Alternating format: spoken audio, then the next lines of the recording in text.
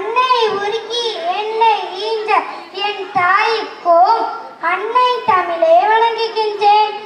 அபுவை தாங்கிய அற்புத மனிதர் எங்கள் தாளாளர் ஐயா அவர்களை வணங்குகின்றேன். பள்ளி வளாகமே பழியாகிடப்பார், பள்ளியை தாங்கும் தூணும் அவரே, அவர் வேறு யாரும் அல்ல, எம் முதல்வர் அவர்களை வணங்குகின்றேன்.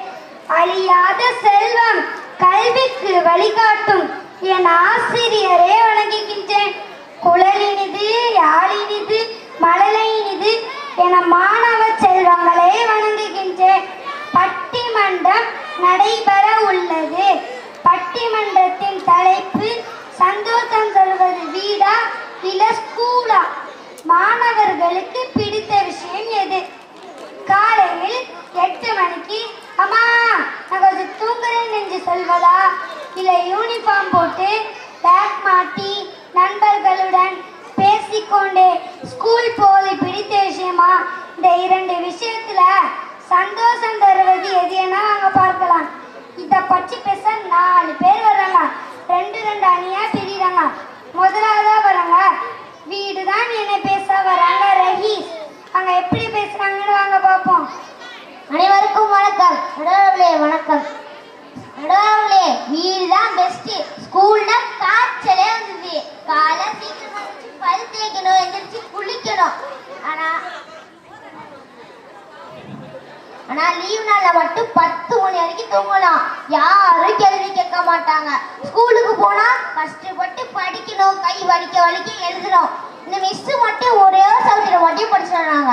நாங்க மட்டும் எல்லா சப்ஜெக்டையும் படிச்சுட்டு வரோம். இதெல்லாம் நாதிக நடாவே.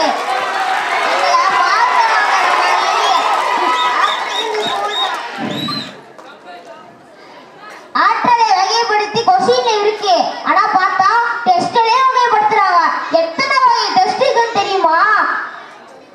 நடாவளே, unit test, mid term test, class test, cycle test. இந்த ஸ்கூலுக்கு வந்தா மட்டும் தான் படிக்கணும், எழுதணும். இந்த வீட்ல இருந்தா ஜாலி, ஸ்கூலுக்கு வந்தா காலி. நன்றி, வணக்கம். பேசினாங்களே, ஒரு கை தட்ட மாட்டீங்களா? இப்ப சொன்னீங்களே ஸ்கூல்ல டெஸ்ட் எல்லாம் எதற்காக வைக்கிறாங்க? உங்க திறமையை வளர்த்து நீங்க ஃபர்ஸ்ட் ரேங்க் எடுக்கதான் வைக்கிறாங்க. நீங்க ஃபர்ஸ்ட் ரேங்க் எடுத்தா வீட்ல கொண்டாடுவாங்க, ஸ்கூல்ல கொண்டாடுவாங்க. நீங்க எங்கு சென்றாலும் மரியாதை கிடைக்கும். உங்கள் நோக்கம் நிறைவேறும். அடுத்ததாக ஸ்கூல் தான் என்ன பேச வராங்க நம்ம நூர்தி. அங்க எப்படி பேசுறாங்கன்னு நாங்க பார்ப்போம். வீடுதான் சந்தோஷம் என்று சொல்றாங்களே, வீட்டுல இருந்தா வாழ்க்கையை சாதிக்க முடியுமா? ஸ்கூல்ல நமக்கு மிஸ் எல்லாம் ஸ்டார் போட்டு நம்மளை சந்தோஷப்பட்டா கதையை சொல்லி தருவாங்க, டான்ஸ் ஆடலாம். வீட்டுல நான் மட்டும் தனியாளு. ஸ்கூல்ல எனக்கு நிறைய ஃப்ரெண்ட்ஸுகள்லாம் இருக்காங்க. ஃப்ரெண்ட்ஸோட ஜாலியாக விளையாடுவேன். காலையில் 6 மணிக்கு அலாரம் வைத்தது எனக்கு கஷ்டம்தான். அப்படி எழுதாதான் எதிர்பார்த்தில் பெரிய கம்பெனிக்கே பெரிய அதிகாரியாகலாம். IAS மற்றும் MBBS போன்ற படிப்புகள் நாம் படித்து பெரிய ஆளாகலாம். வீட்டில் டிவி பார்த்தா கண்டுதாங்க கெட்டு போகும். ஸ்கூலில் பிளாக் போர்டு பார்த்தா அறிவு வேலை செய்யும். இதெல்லாம் நம்ம படித்து பெரிய ஆளாங்க சந்தோஷமா ஸ்கூலுக்கு போடலாம். வீட்டில் இருந்தால் பென்ஷன் நடுவார்களே, கல்வியில் உழைந்த வேலையில் ஓய்வு பெற்று மட்டும் தான் பென்ஷன் கிடைக்கும். வீட்டில் சும்மா இருந்தால் பென்ஷன் கிடைக்காது, நோய் தான் கிடைக்கும். இதெல்லாம் எப்படிப்பட்டாலும் என் பிள்ளைக்கு நல்ல கல்வியை கொடுக்க வேண்டும் என துடிக்கும் ஒவ்வொரு பெற்றோர்களுக்கும் தெரியும். தன்னம்பிக்கையை கொடுப்பது கல்விதான். ஆகவே பள்ளிக்கு சென்று படிப்பு நான் சந்தோஷம் தரும். நன்றி, வணக்கம். நமக்கு சாப்பாடு முக்கியம், ஆனா அந்த ஆரோக்கியமான உணவு வீட்டுல தான் கிடைக்குது.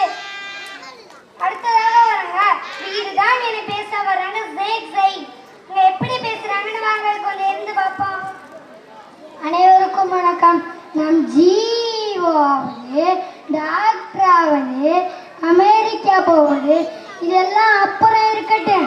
எங்க தாத்தாவுக்கு 60 வயது வந்த முதுகுவலி எனக்கு 5 வயதுல வந்துருச்சு. அந்த பேக்கை தூக்கிட்டு ஸ்கூலுக்கு போறோம்னா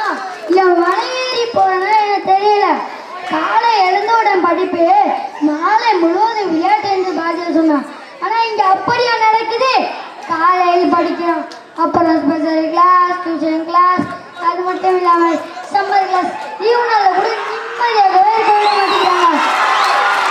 எங்களுக்கு நிம்மதி வேணும், சுதந்திரம் வேணும், அது வீட்டுக்கு தான் கிடைக்கிறது. எங்க மிஸ் ஒரு நாள் லீவ் போட்டா கூட எங்களுக்கு ரொம்ப சந்தோஷமா இருக்கும். எங்களை ஃப்ரீயா இருக்க விடுங்க. படிங்க படிங்க என்று சொல்றீங்களே, படித்தவர்கள் எல்லாருக்கும் வேலை கிடைத்தாங்க நடுவர்களே. படித்தாலும் படிக்காமல் விட்டாலும் தான் உயர்த்தில் தான் உயர்வு நடுவர் அவர்களே. நடுவர் அவர்களே, எங்க வீட்டில் 4 ரூம் இருக்கும். நான் எங்கேயும் போவேன் வருவேன். ஆனா ஸ்கூல்ல கிளாஸ்ல மட்டும்தான் இருக்கணும். ஒரே ரூம்ல அடைந்து கிடைக்கணும். இதான் தேவையா நடுவர் அவர்களே? இதான் தேவையா நடுவர் அவர்களே? நான் பாட்டு வீட்டில் ஜாலியாக என்ஜாய் பண்ணுவேன். சந்தோஷம் தருவது வீடு தான். வீடு தான் எங்களுக்கு சந்தோஷம், வீடு தான் சந்தோஷம், வீடு தான் எங்களுக்கு சந்தோஷம். அவர்களே, நீங்கள் 10 நிமிடம் பேசுவதற்கு எவ்வளவு நேரம் படித்தீர்கள்? அதை படித்து விட்டுதான் நீங்க பேசுகிறீர்களா? அப்போ படிப்பு எவ்வளவு முக்கியம் என தெரிகிறதா? அடுத்ததாக வராங்க ஸ்கூலு தான் என்ன பேச வராங்க நம்ம சாஜி. அங்க எப்படி பேசுறாங்கன்னு நாங்க பார்ப்போம். அனைவருக்கும் வணக்கம். வீட்டில் இருந்தா எதையும் சாதிக்க முடியாது, உலகத்தில் முன்னேறவும் முடியாது, எதையும் சாதிக்க முடியாது. உலகத்தில் நம் எதிர்காலத்தில் நம் பிள்ளைகளுக்கு பாடம் சொல்லிக் கொடுக்கவும் முடியாது. வீட்டில் இருந்தால் சோம்பேறித்தனமாக மட்டும்தான் இருக்க முடியும். படிப்பு கடினன்று நினைத்திருந்தா திரு ஐயா ஏபிஜே அப்துல் கலாம் விஞ்ஞானியாக இருக்க மாட்டார். சுனிதா வில்லியம்ஸ் விண்வெளிக்கு போயிருக்க மாட்டாங்க. அதை கூட விடுங்க, நம்ம தாளாளர் ஐயா இந்த புதுப்பட்டினம் பகுதியில் ஒரு கல்வி நிர்வாகத்தை தொடங்கி பகுதி குழந்தைகளுக்கு படிப்பையும் கொடுத்தாங்க. படிப்பு கஷ்டம்னு நினச்சிருந்தா அந்த கல்வி நிர்வாகத்தை தொடங்கி படிப்பை கொடுத்துருக்க முடியுமா நடுவர் அவர்களே? படிப்பு வலிமையாகுது. மிஸ்ஸு ஸ்கூலில் முட்டி போட சொன்னால் நம்ம கால் வலிமையாகுது, கையை தூக்க சொன்னால் நம்ம தோல் வலிமையாகுது. இது எல்லாம் ஒரு இலவச ஜிம் மாதிரி. ஸ்கூலில் மேத்ஸ் டீச்சரை சமாளித்தாதான் உலகத்தில் எவ்வளோ பெரிய பிரச்சனையாக இருந்தாலும் சமாளிக்க முடியும். 10 பொருத்தம் பார்த்து 9 திருக்கங்குள் துணையோடு 8 திசைகளிலும் மக்களை அழைத்து 6 சுவையோடு உணவளித்து 2 மனங்களிலும் இணைத்து ஒரு திருமணத்தை நடத்துவாங்க. அப்போதெல்லாம் மாப்பிள்ளைக்கு வீரம் இருக்குதா சொத்து இருக்குதா என கேட்பார்கள். ஆனால் இப்போ அப்படியே நடக்குது நடுவர் அவர்களே. மாப்பிள்ளை என்ன படிச்சிருக்கான்னு கேட்குறாங்க. இதிலிருந்து தெரியுதா நடுவர் அவர்களே படிப்பு பள்ளிக்கூடமும் படிப்பும் எவ்வளவு முக்கியம் என. ஆகவே திருப்பை எங்கள் பக்கம் திருப்பி விடுங்க. நீங்கள் வீட்டில் இருந்தால் நீங்கள் செல்லக்குட்டி, ஸ்கூலுக்கு வந்தால் நீங்கள் சிங்கக்குட்டி. நன்றி, வணக்கம்.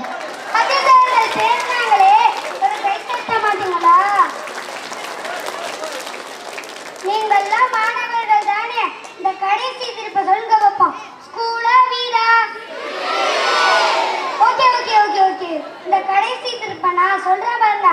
எல்லாரும் நன்றாக பேசினார்கள். வீடு நம்ம கூடுங்க, பள்ளி நம்ம வாணுங்க.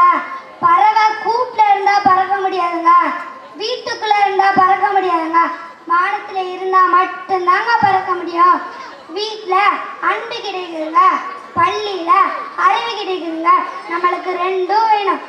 காலையில ஸ்கூல் போய் படிப்போம், மாலையில வீட்டுக்கு வந்து விளையாடுவோம். படிப்பு முக்கியம், அதே சமயம் ஓய்வு முக்கியம். காலையில சந்தோஷமாக ஸ்கூலுக்கு போங்க, மாலையில் ஜாலியாக வீட்டுக்கு வாங்க. நன்றி, வணக்கம்.